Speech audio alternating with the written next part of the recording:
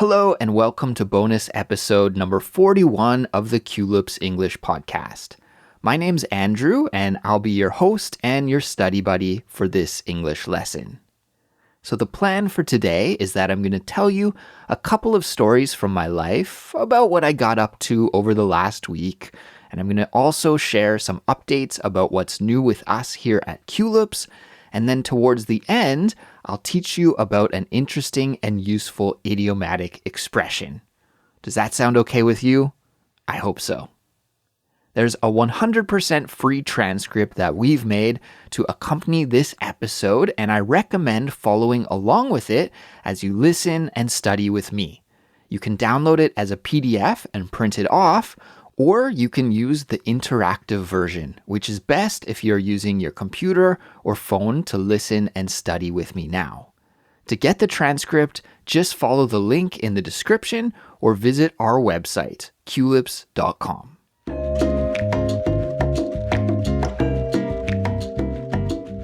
So happy Monday, everyone. Welcome to the start of another new week. I hope you're doing well. Last week was a little bit rough for me, to be honest. I spent the first few days of last week getting over my case of jet lag. Do you know what jet lag is?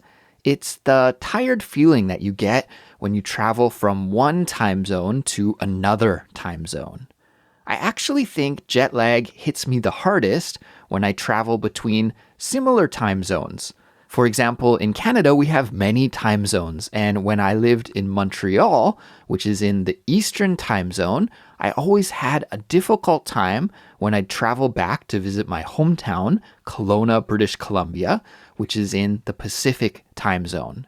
Even though there's only a 3-hour time difference between those two places, it would always throw my sleep schedule out of whack for a few days. Like, for example, I'd be really tired at 8:30 p.m. and then I'd wake up at 5:30 a.m. and it would take a while to eventually adjust to that time zone change. And then, of course, this always happens, as soon as I would adjust to the Pacific time zone, it would be time to return to Montreal, and I'd have to go through the opposite adjustment. So I'd only get tired around 2:30 in the morning, and then I'd want to wake up late in the morning around 10:30 or 11. So jet lag can be a difficult thing. For those of you who don't know, I just returned from a trip to Canada. I was back home visiting my friends and family, and now I am back here in Seoul, where I live, and there is a 17-hour time difference between my hometown and Seoul. So for example, if it's 12 p.m. in my hometown, then it's going to be 5 p.m. the next day in Seoul. So as you can imagine, that time difference just really messes with your internal body clock when you travel between the two places. My usual strategy for getting over jet lag is to sleep on the plane as much as possible and then go to sleep around 11 p.m. at my destination. So even if I arrive at like 5 a.m. in the morning, it's my personal rule that no matter how tired I feel, I have to stay awake until 11 p.m. And then the idea is I can go to sleep and then wake up the next day and be adjusted to that time zone. In general, that strategy has worked really well for me. And on my most recent trip to Canada, it worked great for when I went to Canada. I had almost no problems at all adjusting to Canadian time. But when I returned back to Korea, that's when I experienced some jet lag. And I suffered from jet lag for several days, even though I followed my plan to a T. To follow your plan to a T means to follow the plan precisely and exactly. So I followed my personal jet lag strategy exactly, but I still suffered from jet lag. So I guess that strategy isn't so great after all. Now, I was lucky enough to arrive in Korea at around 7 p.m. And by the time I got off the plane and then went through immigration, collected my bags from the luggage carousel, and then rode the airport train and then the subway back to my apartment, it was nearly 10 p.m. So this was almost perfect, right? I got home, I was tired, it was 10 p.m. I only had to stay up for about an hour and then go to sleep, and I could follow my jet lag strategy. So what I did was I just talked to my wife for a bit, I took my dog for a walk, I was hungry, so I had a light meal, and I was thinking, wow, this is perfect, I'm going to feel amazing tomorrow, and I'm not going to suffer from jet lag. And then when I woke up the next day, I felt great and I was really proud of myself. I felt like I had beat jet lag. My strategy worked again, I thought. But then a little bit later on in the afternoon, around 3 p.m. or so, I felt absolutely exhausted. So tired, in fact, that I couldn't stay awake and I had to crash for a bit and take a nap. And then the same thing happened the next day, and then the next day. So I looked online for some advice about how to overcome jet lag, and I listened to a podcast about it. And that podcast said that one of the best things you can do to reset your body clock for your new time zone is to control your light exposure. So that means that in the morning, you should make sure to get at least 15 minutes of sunlight into your eyes. And then at night, you should avoid having lights on in the house. And you should make sure that your house is only dimly lit and that you don't spend too much time staring at screens. So no bright phone or computer monitor. That advice sounded really logical to me, so I tried my best to get lots of sun exposure in the morning when I took my dog Pinky out for a walk. The only issue was that it was pretty cloudy for the first few days when I returned to Seoul, but I did try my best to get some sunlight into my eyes. And I don't know if that strategy worked exactly or if it was just that time passed and I eventually adjusted to Korean time. But after 3 or 4 days, my body did finally adjust and I feel totally great now and like my body clock is back running on Korean time again.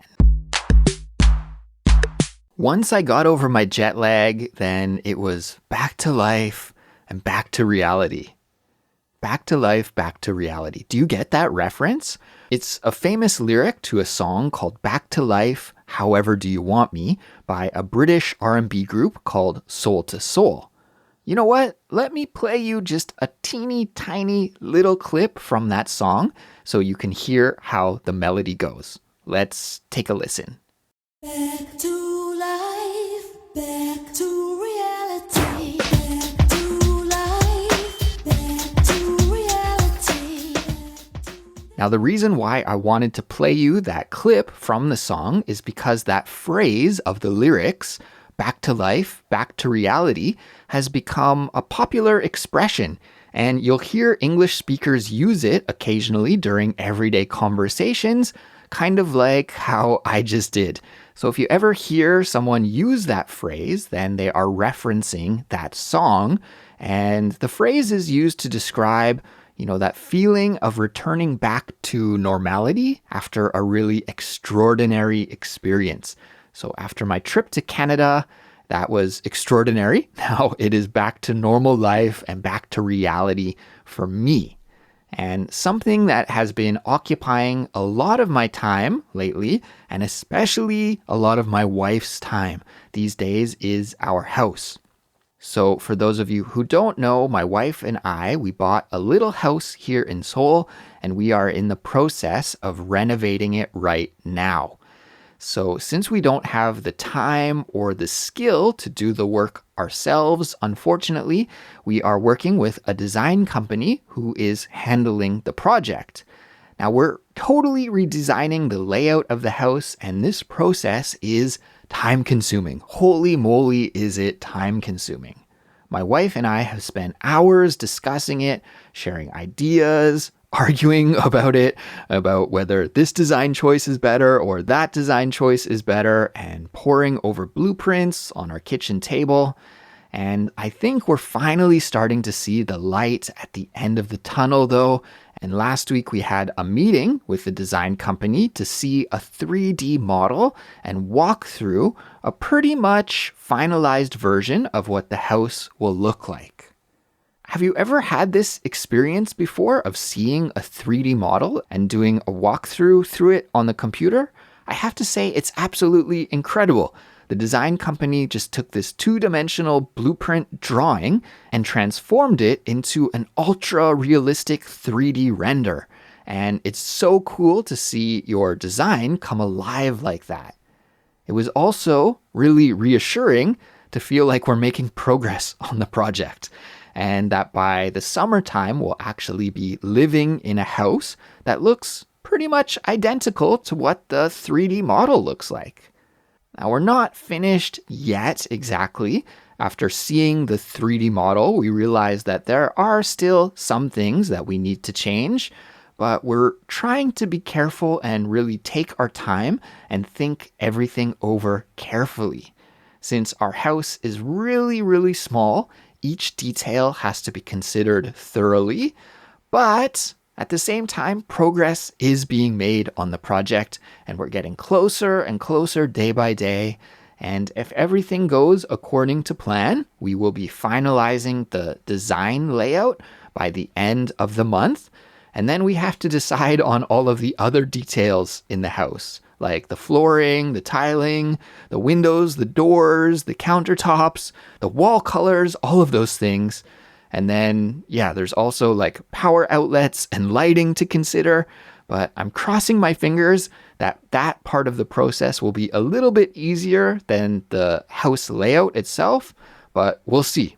I'm not sure exactly. We'll see when we get there, I guess.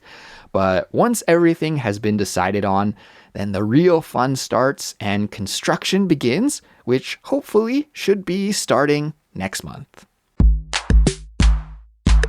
In Culips News, we released a brand new Chatterbox episode last week about the life of Queen Elizabeth II. In that episode, you'll learn about her life story, and then my co-host Anna and I talk about the impact of her death and what her legacy will mean for British people. Now, I know that there are a lot of Culips listeners who are Anglophiles, people who love the UK and are fascinated by its culture. So if this topic sounds interesting to you, then I really recommend checking it out. And of course, there's an interactive transcript and helpful study guide to accompany that episode that's available to all Culips members. Speaking of Culips members, Cassie and I will be hosting the February edition of our monthly member live stream on Tuesday, February 28th at 8 p.m. Korean time. I hope a lot of our members can join us to hang out and practice English together. And to participate in the live stream, you just need to log into your Culips account and follow the link from the dashboard, and I hope to see you there. And now it's time for this week's vocabulary lesson. A little earlier, I talked about jet lag and how traveling through my internal time clock out of whack. It threw it out of whack. That's the expression that I'd like to teach you about in a little bit more detail right now. To throw something out of whack. Before I tell you about what it means and how we can use it, why don't we rewind and go back to when I used the expression a little bit earlier and listen to that part a couple more times so we can hear how I used it in context again. Here we go. Even though there's only a 3-hour time difference between those two places, it would always throw my sleep schedule out of whack for a few days. Even though there's only a 3-hour time difference between those two places, it would always throw my sleep schedule out of whack for a few days. Now let's talk about what throw out of whack means. And by the way, whack is spelt W-H-A-C-K, whack.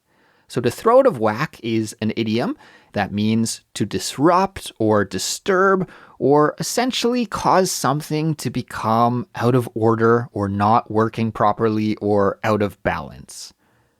So when I traveled from Canada to Korea, I experienced jet lag because my internal body clock was thrown out of whack. In other words, my body was confused about what time it was because I had traveled across different time zones.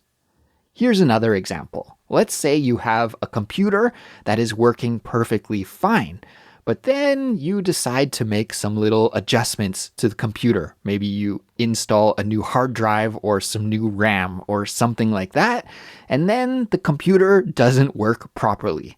Well, in that kind of situation, you could say that you threw your computer out of whack. Similarly, if you have a routine or schedule that is working well for you, but then some unexpected event or change happens and it disrupts your schedule and makes it difficult to follow, well, then you could say that that change in your schedule has thrown your routine out of whack. So essentially, to throw out of whack just describes something that was previously working okay and functioning correctly, but now is not working or operating as it should, and it has become disordered or disorganized. So now that we know what to throw out of whack means, let's take a listen to some example sentences so we can learn how to use it in a natural way in our own speaking and writing. So here we go. Let's listen to example sentence number 1 right now. Example sentence number 1. Skipping breakfast throws my whole day out of whack. Skipping breakfast throws my whole day out of whack. Let's break this example sentence down. In this example, the speaker says that skipping breakfast, so not eating breakfast, throws his whole day out of whack. So I guess he has a very rigid schedule for eating his meals, and if he doesn't eat breakfast in the morning, well, then he just doesn't feel right and his whole day is difficult. Example sentence number 2. When you stay up too late, it can really mess with your body's natural rhythms and throw you out of whack. When you stay up too late, it can really mess with your body's natural rhythms and throw you out of whack. Let's break this example sentence down. In this example, we hear that staying up too late can throw your natural body rhythm out of whack and your sleep schedule out of whack. And I think everybody can relate to this, right? We've probably all had a time in our life where we've stayed up too late one night, and then the next day we feel tired all day because our sleep schedule was disrupted and thrown out of whack. Example sentence number 3. I forgot to add the salt when I was cooking and it threw the whole dish out of whack. It ended up just being so bland that I had to throw it out, unfortunately. I forgot to add the salt when I was cooking and it threw the whole dish out of whack. It ended up just being so bland that I had to throw it out, unfortunately. Let's break this final example sentence down. In this example sentence, the speaker talks about an error he made when he was cooking. He forgot to add salt to the dish that he was making, and as a result, the dish tasted really bland. It was thrown out of whack. There was no balance to the flavor in the dish, and because of that, he ended up just throwing the dish out. It was a complete failure. Well, that brings us to the end of this week's bonus episode. And if you made it all the way to the end here, congratulations on completing another English study session with me. And thank you for listening all the way to the end. That's amazing. I'm going to go now, but I'll be back a little later on this week with a brand new Culips episode. Until then, take care. Bye-bye.